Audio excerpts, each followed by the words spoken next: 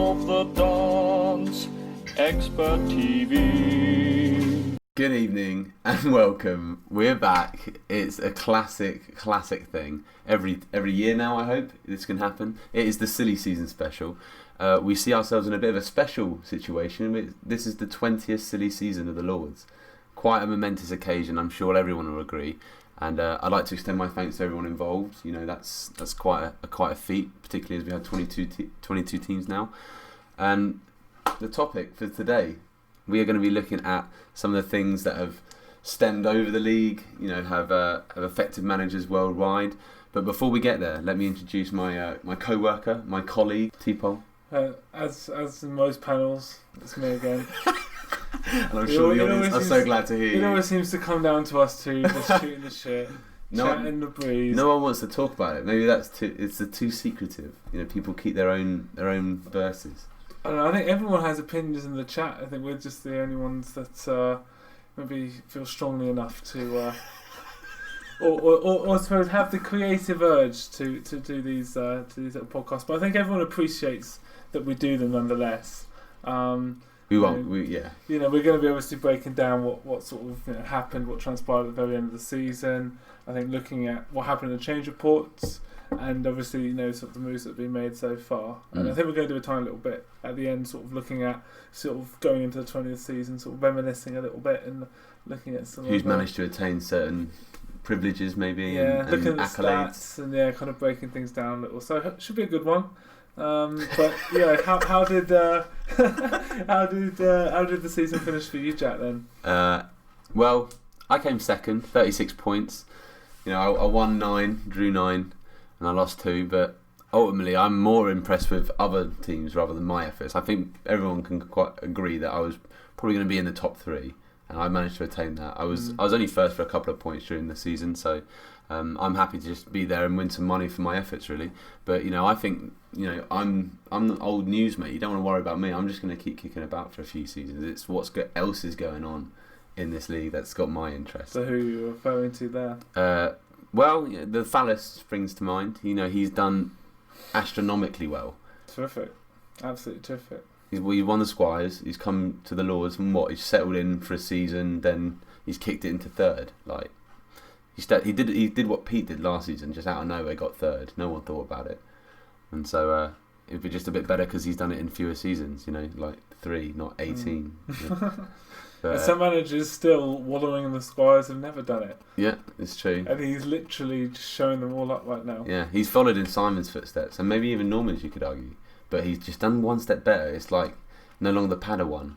Well, I don't know. The thing is, with anyone, when they have success in the Lords, it's all great and everything, but the question then becomes, well, what next? So, he's gone from being sort of the newbie and everyone's sort of like being, oh, okay, he's really, exceeding expectations to, well, he's a top 3 team now. He's kind of got something to prove next season. He's kind of, got to show that he can keep this up. So, people, taking him seriously now. And I think, it'll be interesting to see how he handles that. And the other way it could go is the biscuit, because that's pretty much what happened to him last season. Before the start of the season, everyone had, solid Lord. He got the award for solidifying his position here, and he hasn't won a game. He didn't win a game, and so that's one end of the spectrum he could end up going. So, well, but I hope not. I hope for his sake. Biscuit's lost interest, and I don't think Chaz is. I think Chaz is enjoying. I would imagine he's enjoying coming third, and then sort of the Lords at the moment. So I don't envisage that happening. But other teams. Obviously, I think we've got to talk about Norman quickly. He had a terrific season, and his team. I suppose this will link us on to our next subject, the change reports. Obviously, had a really good change, and only would appear to sort of continue to be a real sort of powerhouse and a real force in the league for the next couple of seasons. Yeah, that's true. Everyone's got to be worried about Norman now. Well, he certainly had an effective change. That's for sure. He had one of the best ones. Just have a little look here. Yeah. Graham Walmsley is now turned into a bit of a player. He was a shoddy 24. What was he? A 24-11, and he now. He looks strong. He looks great. Alongside Sabino dos Santos, Patel had a good change. Pizzero looks good. He doubled, I think. That's a strong team now. Victor Lampard the whole time, just an absolute beast in the middle. You know? So interesting to see what he does with his keeper situation. I think he's going to obviously have to address that sooner or later, and then that'll kind of be interesting to see what he does there. But going forward, Stanis Baratheon, that was a move I think that really paid off for both teams when you guys switched. I'm not exactly surprised to see that he's flourished at the Bilbo, because you could tell Norman was really going to nurture him, and he took a very close hold over his development, and he's done very well. Yeah, and he's at the point now where he's at the age where he's going to start being a presence, and you're going to have to start thinking, well, do I totally man mark him, or got goal instincts, but or do I let that midfield run right? That's a strong midfield full of players in their prime. So I'm obviously hoping I'm going to be in the conversation next year, but I know Norman will be as well. So it's going to be interesting. And as a last point on him, a tip of the hat for winning the league. Congrats. You could have done the double, but maybe a better team won the cup. I don't know. Well, you would have thought that over a longer period that team would have, if truly better, won the league. But you never know. Squires, I obviously wrapped that up. As I should have done really. If anything, I'm a little disappointed I only won 13 games, but I did go undefeated, which is good. Only conceded 7 goals. I think that we don't need to talk about that, because the real story is Night's Watch. That's the interest story of the Squires right now. What a season! If we just take a look at his squad, it's not anything that will knock your socks off, but at the same time, it's got strength in places. Huh? He's got 4'11" skills, mate, and he's gonna have to do some bits in the transfer market. I tell you what, I like what he's doing with his youth. He's got an 18.6, he's got an 18.5, an 18.4 in attribute. That 18.6 up front's nice. He's okay, but he's got 26.8, 24.8. He needs to do. But they're not bad players. It's just a bad mix of players. Some of the age is not strong enough, and some of the others are overpowered, and his up front needs some real work. Well, let's see what he pulls out. Obviously the silly season, we're still sort of about halfway through now, I imagine. Mm-hmm. Speaking of change reports, it's worth maybe talking about mine. It was probably, I'm not trying to big myself up, but I haven't seen. That's probably the best DV I've ever attained. I had both those doubles in midfield, savage. I think it was you who picked the idea that I might have 2 19.8s. And I knew I was guaranteed to have one with Lochran because he was just on the cusp, but it just looked so much more dynamic. And now I sold Henrik Freulich, my defence, just with a 19.7, hopefully an incoming new youth player. Is going to look a bit more youthful, but the age is just strength, and Erez Rochelle up in goal. No, he's just a 23.12. I think he's going to be like Ash Potter 2.0 maybe, but he won't call it that. He's on a higher skill path, because he could Proctor maxed out as 14 skill. Yeah. This guy could be 17, 18 maybe. I reckon he's got another double in him. That would put him on a Biddle skill path if he doubled again. The hallowed Biddle. Biddle, whatever you want to say about Tristan's team, and Tristan obviously didn't have the best change report, again. No. But Biddle is continuing 23-13 with stamina, works hard in training. The god player. It's still a good player, but he's just. I wonder what he's thinking on that squad. He's just toiling away. Yeah. Where do you reckon he wants to be? Where does Mickey Biddle want to be in the Lords? What team is he begging to come knocking at the door? What team would he fit well into? What team is just missing that? And maybe succeed at? Yeah. Well. No one's got the funds for that. I don't think. I think I'm the richest team in the league with 12 mil at the moment. So. No one's gonna be able to do that. But. Well, I've got a bit of money coming in, so I'll overtake that soon. I hear you're dropping some money soon, but we'll get on to that. But yeah, change reports. Graham as well. I think someone's got to be said. His team now after that change is pretty damn strong. There's no real weak areas. I mean, I still think his youth are a little lackluster. Yeah, I think Lee J. Strevin should go, and you could buy in an 18-5 who's like 2 years younger and only one skill behind, and potentially get an alright attribute. And I mean, arguably, you could keep Lee J. Strevins for another season and sell him for a bit more money. But I'm more, I'm not too concerned because he's got two 24-10s and a 24-11. And a 26-12 and a 25-11. So there's all like good age range, good skills. Like overall, that's going to be a very strong team. His strength, you look in defence, and he's got 3-12 skills with obviously Proctor in goal. He's announced retirement though, isn't he? Yeah, he has. He's only gone and announced retirement, isn't he? He's going to be the next best goalkeeper. Well, it'll probably be Windows potentially, but no, because he's in the Squires, so it doesn't matter. Okay, and then he's got obviously Santana and Pinto, a pair of 14 skills in midfield that you've got to contend with.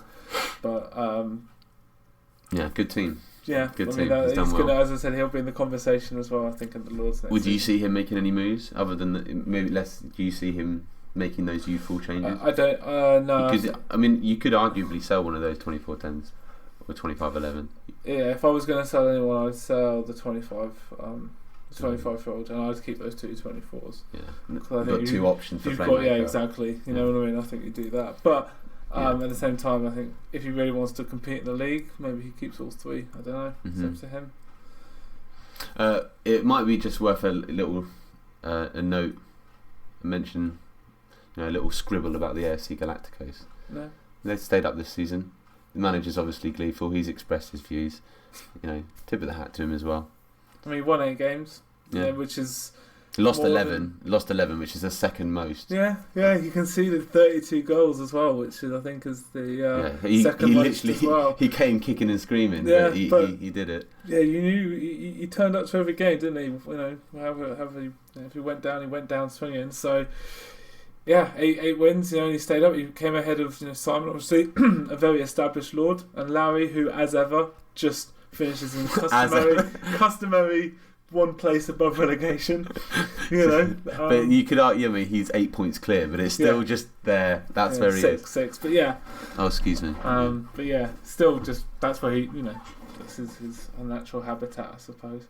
But yeah, I try to think Hearts had good changes. The Squires now. You look at some of those teams. I tell you, it's interesting. The standard, I think the standard generally, and a lot across the entire league, Lords and Squires went up a lot with this change. Totally. You saw a lot of teams get doubles in certain areas, and that youth that everyone sort of started a couple of seasons ago is now starting to get to the point where actually a lot of teams are quite strong. If you just look at the team stats just for the Squires on strength, it's not bad. There's a good selection of 5 teams who have got fairly strong teams. It's kind of skewed because you're there, but I'm looking at Tilstruch, Real United, Happy Feet, Dortmund, all in and around that 10 and 9 skill. And then you've got Harshman, and what he's doing with his team. He's got some outstanding youth prospects in there. He obviously, I think, has slightly lost his way potentially in some of his decisions. I think Hansel and Gretel have started to put down the crumbs, and he's finding them, bit by bit. He's finding the path. The thing is, he's got pieces. Whether he's got assets that he can move, and he, he's not in a point where he's got no money and no players. He's got players, and I think he's probably got a little bit of money as well. So he can salvage it. He can, if not even better than salvage it, he can completely turn it around, and I think still be one of the stronger teams in a couple of seasons' time. But what's he going to do? No one can ever. Probably the most unpredictable manager in the entire series. You can call what's going to happen with them. You might as well be head of a church. Madness. Ben's team. I'll definitely. That's a team I sort of noticed a couple of seasons ago, and now starting to really develop. Some very nice players in that. He's obviously said I'm keeping them, and I can understand why. So it will. Again, be interesting. I wouldn't be comfortable selling any of those players to any other players in the league. No, I would want to get them out on the market if I was to ever sell them. The issue he's got is just his strength isn't strong enough. That's why he's not in the Lords at the moment. If you look at his players, sort of 24 downwards, those are Lords caliber players. But it's just the players above those, he hasn't got enough Lord's caliber. That's but why you he's could not argue there yet. that his defence is the weak point in terms of his average age, because he's put in two 26-year-olds and then just one 35, and then he's got two players who. It's just there's not enough strength there. Enough strength age players there. Whilst his midfield's okay. I mean, I wouldn't worry about having a 28-11. By the time he's 34, he'll be a 12 skill, maybe a 13. So that is Lord's caliber. He just needs a few more seasons. I guarantee you, he'll be a Lord. He's a defender away. If it not be next season or the season after, it'll be within 3 seasons that he's a Lord. Yeah. Oh yeah. I agree. If he maintains this very admirable and I rate his methods. I think Ben's got his finger on the pulse a little bit. Not to sniff his arsehole that much, but because he is a fucking ugly cunt. But at the same time. At the same time, the whole you're right. The whole balance of the league has changed, and don't you think it's interesting how we're at the point now, 20 seasons down the line, we've got more players in it than we ever have, and this is the change report that has shown the best DV to skill change ratio among the whole league. Everyone's done a lot better than previously people have. On average, there's more people getting better players. I think there's been more doubles this season than there's been. I know I've counted at least 6. And that's more than I can account for the last few seasons. Maybe I've not counted before, but it's kind of interesting. Everyone's done pretty well. There's not very many shit change reports that have floated around, or at least none that you would expect. Yeah. Everyone's kind of done well. I agree. So and then that brings us, I suppose, on to what people are then doing post change reports in terms of bringing players in. I mean, if you look at the moves that have been made so far. Okay, so there's a lot of money that's been coming into a lot of teams at the moment. When was the change? You see all the players that quit here. 4th, so on the 4th. So everything from Sean Lockwood being sacked has been moved. Any big retirements? Any notable retirements? Remember, Vialli going for the Bilbo. Yeah, obviously he was a very useful player for Norman. It was a shame that he went. The 35-12 all round is a player that you could easily very useful player. So that he'll be sorely missed. Mika Ruonen, probably not worth mentioning. He's a piece of shit player. Benevento, first signing for the Bilbo. It's probably worth making this. I mean, he was a pretty beastly player in his day. Worth. You remember the spearing Benevento effect? Well, and then they just couldn't play together. They went just the whole season. They hated it. I think they used to live with each other and they moved out because of it. It broke their relationship up. And Spearing retired the year after. I think he's living on his own. Benevento's done. I think he's gone into retirement home. He's lost it. And then obviously Sergeant Udder on his way. Sergeant Udder, yeah. He's done his sergeant days. And he's gone to retirement. And Anikic as well for Simon. I mean, that means something to someone. That's. But into any significant sort of sellings, I mean. See, that's what's more interesting is the money coming in when you see who's making the money. When Steve sold this player, he's 33-13. I mean, do you know why he sold him? No. Because 2 mil is not. If I got a 33-13 for 2 mil, I'll be pretty pleased. So it's still a lot of money coming into the Lords, but you'd expect more. I don't know. But either way, look at the Real United as well, pinging in 3 more mil. Yeah, who bought that player though? I think someone must have bought that player. On the nose as well. It's interesting. Yeah. Maybe it was was it the Giants, the Brampton Giants? Potentially. Of which we must, if he's listening, bid him welcome. Yeah. Then we got the Borussia Dortmund and Larry's putting his fork in for just shy of £1 million for 2 players. Basil, he actually managed to sell a 36-10. Fair enough. Yeah. It's impressive. And then obviously you got rid of Foylik. Yeah, Foylik went 5 points. I was happy with the price. That's how much he was estimated, so I was happy with that minimum. And it's going to allow me to get some later purchases, hopefully. Fair enough. And then Ambrosio, likewise, just about on what his value was, 9.6, about 9.68 mil. So I'll take that. Again, a player that no one will know. No, I mean I bought him in for 1.1 as an 18.5. He gained an attribute, which was nice when they played the long balls. Yeah, long balls. And so you made a tidy profit on him. Yeah, cash. About 9 mil. Yeah, eight and a bit. But yeah. Nice. I mean, I bought Freudit for 500k, so I'm about there with the percentage wise. Well, aren't we awesome?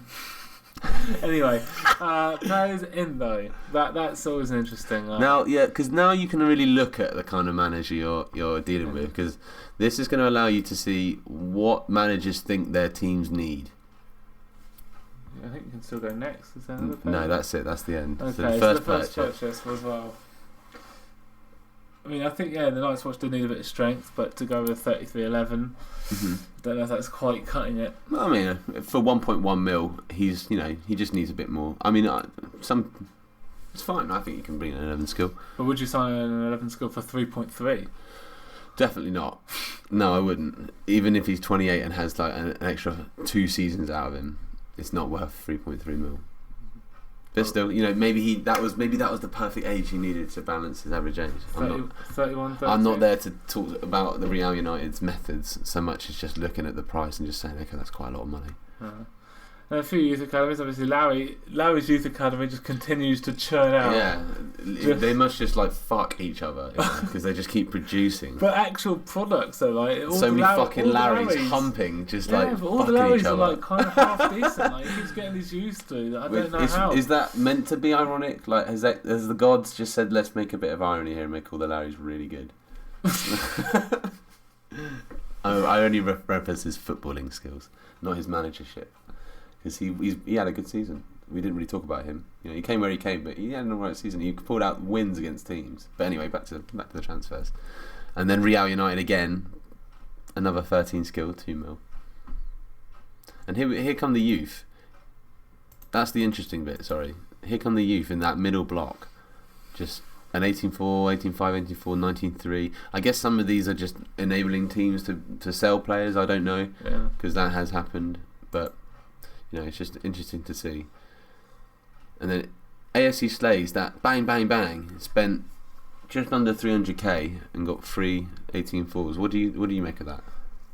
I mean, I'm guessing he's doing it to make money, and it's interesting because he's obviously got that massive team now, and he's saying that he's just trying to sell players. But I mean, he just seems to be giving himself so much work. I mean, I'm always of the opinion that yes, maybe you can have up to sort of like maybe 18 players in your team, but once it starts to get beyond that, you can't really develop them all. And if certain players lag behind and certain players' form are quite poor, that can affect the rest of the team. Injuries, yeah. Well, I mean, but because that can directly smash a form. No, I mean, yeah, I think what he's doing is fair enough, and it'll be interesting to see if it works. I mean, I feel like I've tried bringing in players just to sell them like straight away. Like I've always thought, well, I'm going to keep them for a few seasons first. But let's see what he can do. Well, I wish him luck where the fuck he's doing. And the Pussy Patrol, on a last note, brought in a 25 and a 21.5 for a very tiny sum of just shy of what's that, 500k, just short? Yeah, I don't know why he needs a 21.5. Where do you reckon those players will come? I mean, when will they peak? I don't know. I mean, they're probably going to peak around the same time they've come to 23.8 for 2.8 mil, which he just spent as well. His other guy. Which I think is even fucking more fucking ludicrous. He's so angry. Well, I don't know what. I mean, this is the thing it's because that's the team that fucking beat me out and sent me to the Squires. Yeah. And he's doing shit like that. But it just to put some perspective on it, it means that the teams that have strengthened up, the Real United, they've got a lot more strength now. Dick Darceley's brought in a 34-12, a very much needed guy, 34-12. Yeah, Leakage going, definitely. Yeah, Steve's got stronger players now as well. And also Branton Giants are just doing stuff. They're bringing in some players. And the Slaves have just destroyed their midfield. It looks horrible. I brought in obviously Giovanni Blendetto, which I think is worth a small mention. Spent quite a bit, which is probably a bit more than I normally spend on an age player, but the all-round and the intelligence, just together, those attributes kind of... And he's 13 skill. Yeah, and perfect. And 33, like, he just gives me... I can slot him in a bit of age. You're probably going to get 2-3 seasons out of him, hopefully. I mean, if I get 2, I'd play 3 would be absolutely delighted. Quite a lot of money, 2.8 mil. Not bad, but not great. It's not... But you're paying for the attributes, as you rightly say. That all-round will be especially useful. Yeah. But there you go. What's interesting is I got some purchases to make, so they're obviously not on our screen at the moment. But as have I. But let's keep that to ourselves until things happen, shall we?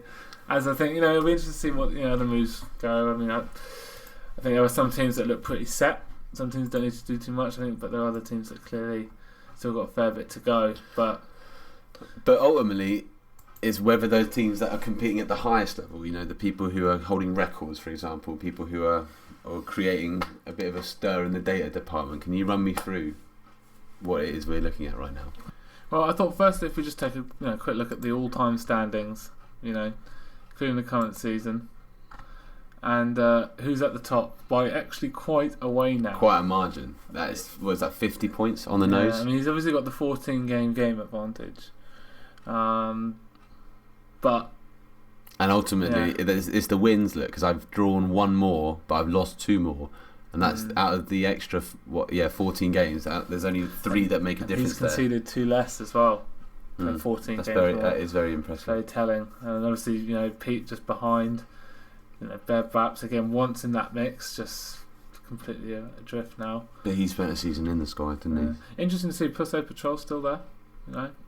Thousand Suns. Oh yeah, because I only think of them as a Squires team because he reinvented, but that is really the fucking panty sniffers. And obviously got myself just ahead of Simon, which I'm still pleased because I've got that game advantage. Exactly an even You got goal. a season advantage as well, didn't you? Yeah, but I've got an even goal difference, which is interesting. 230 for 230. Yeah, just 1 for 1 on goals. You just match whatever people do against you. They score 3, I'll just score 3 back. 2 beers minus 295 on the other hand. Yeah, painful to watch. Painful reading. Painful. And then Bilbo, respectable what? He's positive. So. 134 points from 90 games. Yeah, and that's the thing because it only accounts for laws, doesn't it? Which is really weird. I don't know why it does that. Yeah. But yeah, it's interesting, isn't it? And then if you go to the all-time player stats, that's where you've got some legends in here, and obviously these are only account to players that are. This is quite nice for anyone who's new to the game, and also just to our coverage of the league. You get to see where the history's at. Who did what, who are the big names, who are you meant to be looking out for. There are some real legends. I mean, if we look at I'm looking at obviously the all-time MVP. Points. No, well, these are the points. So obviously, points. I mean, you've got some. There are some pretty sick players in here. Petrelli, obviously, you'll love that. Yeah. Number 12, but.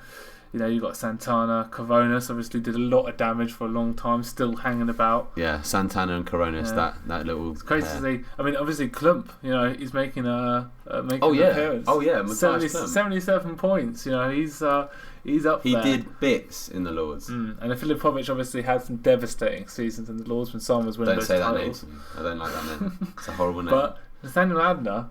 I know, quite away, raping it, and this is the thing. He's now going to suffer the Squires, and I think that record's going to be affected, is it not? Or does it account for the whole player? All accounts. It doesn't split. That's it. That's really good. Hence why Klump's in there because it's all together. So that's great. That's why this is a nice little tool. And then you could go to goals, obviously, sort of leading on from that a little bit. All-time goals and Klump again. Yeah, Klump and Filipovic. But what's interesting is he's up in 4th. As a defender, 30 years of age, so he's got some seasons left. I mean, you're 15 goals behind Klump. I mean, that's still away. And Klump still, I think he's younger than Petrelli. He's 2 seasons younger. Well, yeah, of course he is, but he's a midfielder, so you'd expect him to be like that amount of goals, 10 goals ahead. But that's all time, 10 goals. No. Arguably, he's been in the series for only one. Actually, I think 1 or 2 seasons less.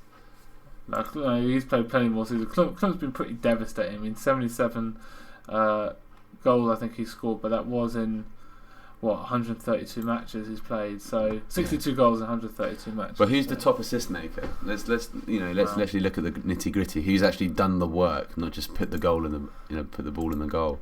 Well, that's going to be Adner, isn't it? Because that's where he's got that. I mean, he scored 52 goals as well, which is pretty damn impressive. Yeah, he's just an absolute beast.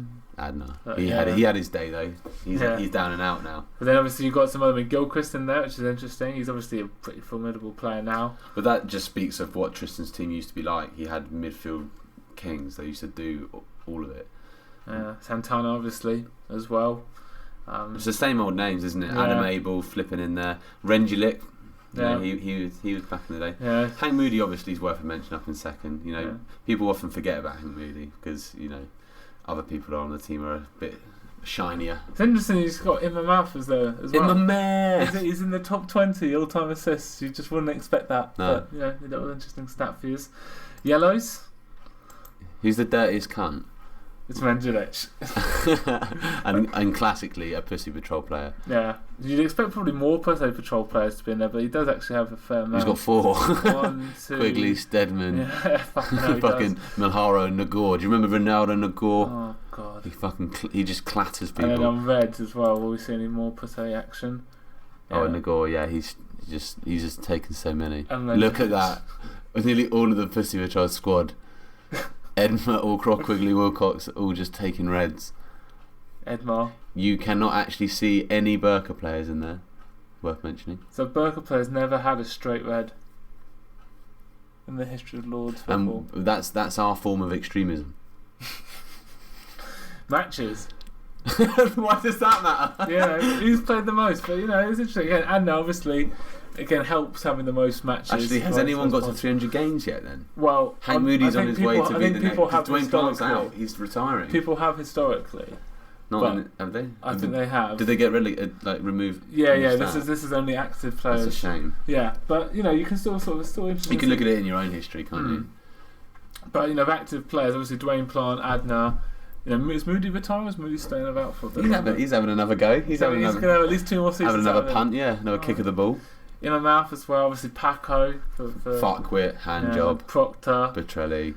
And then I've got a couple of guys hanging. Abel Barros, just under 200. All hanging. These are really the big cheeses. It's not so much the stats. These are the guys who've been absolutely just working. Yeah, because you've got to think players that have played like this amount of games, like sort of 172 plus games, are guys that have delivered and guys who have been valuable and of use to teams. Scored. For a long many time. Of these people have scored key goals, made key saves. Some bad players in there. But who's been the most coveted? Let's have a look at the most coveted players. What, in terms of? Being, you deserve to be player of the week. You get to be a part of that. Well, we've got all-time X11s, and it's pretty reading, isn't it? It's very nice to look at. I mean, he is my boy. No one talks about him too much, but I think that does speak for itself. And obviously, what, Mauro Ajuda? Yeah, he obviously did have the Squires just now, and he was X11 every single round, so that did. But this is why you don't concede goals that often, because you got him, and then 2 steps down behind Proctor, the best keeper in the league. You got Cesar Barros, your other defender. Again, no one knows about. Yeah, but they put in shifts week in, week out, and he's literally matched Proctor. And like you say, always working hard, and it's pretty reading. Yeah, but then another reading one is obviously got I'm not going to say his first name, Abdulwahab Makram. Abdul Wahab. Is it Abdul Wahab? Abdul Wahab Makram. Yeah. Abdul Wahab Makram. But he's got 68 X11s. So with 6 captains. Yeah, and then obviously Kendrick Meyer, that keeper Matt's got. I mean, he's again, anyone in the Lords who's not sure. I mean, having gone down and have to face that. Yeah, if you remember the name Kendrick Meyer, you very good keeper. And then I think the guy who's going to be taking probably Ajuda's crown will be Petrelli. I mean, potentially. I'm glad that Ajuda's setting a bar for him. I think it's going to be tough. It's not going to be a straightforward. It's going to be a good record to break. But I do think it will happen. I'm only basing it on the fact that on average Petrelli's got the most captains, which means when he's been the player, he's been the best player. Well, I think if he's been the most influential. So Petrelli's got that balance as well. A third of his X11s he got the captain, same as Petrelli. A third of his X11s he's got the captain. But if you look at how many captains, so I mean, the vast majority of your captains tend to come, and in your X11, tend to come into your 30s and later years when you're just strong skill and you're playing that skill on a consistent basis. So you look how many X11s Ajuda's had in the last 3 seasons. I mean, 42. So that's obviously including cup as well. So say 30 odd. Mm-hmm. It's telling, and Petrelli's 3 seasons behind. If he gets another 30, I mean, he'll be in 91. It'll be interesting to see what happens. I mean, obviously, and then I'll give some other shouts. Gary Winter. Winter. He's a guy. Best player for a long time. He wasn't he? Santana, Pinto. Kieran McDrainsworth, I mentioned. He's had a quiet season because he's like the only one doing the job, and he's. But he went down in skill. He went down. He went down from a 13 to a 12. On what DV? I wonder. I'm not entirely sure. And the interesting thing was, I thought, well, maybe he had really bad injuries or something like that. But I mean, he was injured for 12 days. That's not. He didn't go down. He stayed the same. No, look, he was a 13 skill last season, and he's a 13 skill now. Oh my goodness me! And he was a 13 skill the season before, so it must have been quite a... Well, he is dirty. Yeah, but I don't know. I mean, he played... But going down played, sucks. Going played, down yeah, does suck. played 17 games as well, so it's just interesting. But, he's worth a shout, and obviously you've got... that's pretty much it, actually, isn't it? Yeah. Edgar Chambers as well did a shift for a while. Yeah, it's nice to see a couple of squires in there, at the top range. Well, some key lords have retired recently as well. I mean, obviously Benevento going and so on. Yeah, that would have that's changed. opened the door for some others. But let's finish off. Let's go through the full whole 9 yards. Let's go. Who's the best skilled player in the league? Well, I think the rating is more telling. I mean, telling of what though? All time. I mean, skills just sort of reflective now. I think what is interesting if you look at the skill is that there are more 14 skills than there have ever been before. But then after that, we've got a lot of 13s. Justifies the point that he's getting stronger, everyone's getting better. Change report. We've got so many 13s now that every time you refresh it brings up different ones. So that's because it can't order the strength. It can just give you by the digits. It's a shame because I look at the only 15 skill there and remind me what his name is. Ratings. Let's go to the ratings. Yeah. I'm not going to swear on this Lord's cast. Thank you very much. Ratings. I think you already have talking about the Pussy Patrol, but it's fine. Ratings. I mean, what's interesting? I mean, okay, obviously Petrelli has played a 20. You've done it 3 times actually. Yeah, but you've got 3 players in that exclusive 19 club. I'm glad to see obviously again Ajuda's in there, but Pinto and Proctor, 2 Milkers players. And interesting, you see a few more Milkers players in there as well. You see, Santana's making an appearance. Mm-hmm. You obviously got Gilchrist, Moody, Andros, and then again some top players. And then, the 17 club. Again, I think if you refresh this a few times, it brings up different names. But it's always interesting because again, this is another page very reflective of guys that have really been assets. Because you don't tend to play these sort of skills unless you're a force. Yeah, whether you can actually make a difference in the game and become that extra, like you say, an asset for the club you're playing for. But obviously all the teams are made up of these players, but the players are ultimately playing for the teams, and which players will lead their team to success next season, mate? Yeah. Well, I'm asking wonder. you now, early doors prediction. Go on, tell me, who's winning the Lords? Obviously there's still moves to be made. I appreciate that, but this is Graham. Graham's winning the Lords next season.